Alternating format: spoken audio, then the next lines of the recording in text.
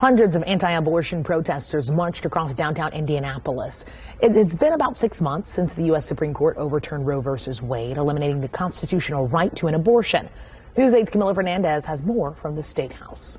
Earlier today, people from across the state gathered for the Indiana March for Life. Some people I spoke to during the march told me they want to see abortion abolished.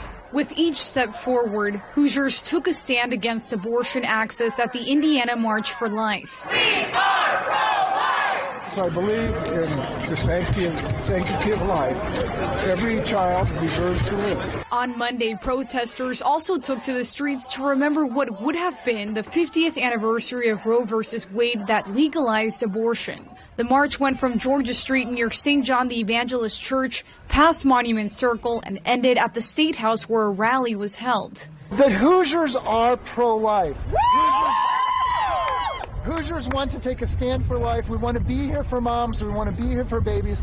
And we just asked the legislators to give us a chance to show us that we can support every human life in our state. At the State House, Women for Change Indiana continued its fight for reproductive rights. Every single person should be able to make a decision for themselves, for their health care, for their well-being. And so while I don't disagree that there are different options, let each individual make that decision. The group Women for Change told me they were at the State House today pushing for lawmakers to get women the health care they need. In Indianapolis, Camila Fernandez, Wish TV, wishtv.com, and follow us on Facebook. Camila, thank you. Well, the fight over abortion in Indiana far from over at the State House. News 8's government reporter Garrett Bergquist explains where the debate could go next. The ban lawmakers approved last summer is still on hold due to 2 separate lawsuits, but that hasn't stopped some legislators from trying to make inroads. Even as anti-abortion protesters celebrated the overturning of Roe v. Wade, they vowed to make it a beginning, not an end. It's easy for stuff to retrench. It's easy to backslide. But we've never been in a spot where we got more opportunity to protect the sanctity of life. Indiana's new abortion ban still faces a lawsuit claiming it violates privacy rights under the state constitution. A separate lawsuit claims it violates the state's Religious Freedom Restoration Act. The Indiana Supreme Court is still reviewing the first of 2 orders blocking the ban. For now, the old law remains in effect. It allows abortion for any reason up to 20 weeks into pregnancy.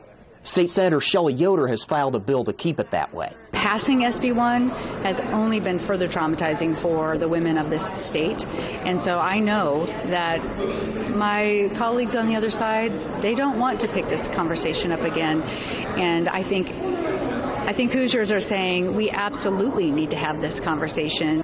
Meanwhile, Republican State Representative Peggy Mayfield has a bill to ban cities and counties from donating to groups that help facilitate abortion access. Mayfield did not return a request for comment.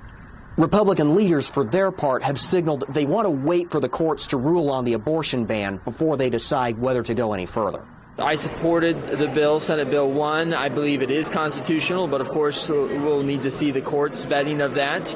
And I think a lot of it depends on where we go from there. We don't know when the Indiana Supreme Court will rule on the first order against the ban. Even if the court tosses out the entire lawsuit, there's still a second order blocking the ban from taking effect. At the State House, Garrett Bergquist, Wish TV, wishtv.com, and follow us on Facebook. All right, Garrett, thank you. Well, now, prior to the rally, marchers were invited to a mass hosted by 3 faith-based groups. Right to Life Indianapolis joined with the Archdiocese of Indianapolis and Lafayette to hold it at St. John the Evangelist Church in downtown. The march immediately followed the service.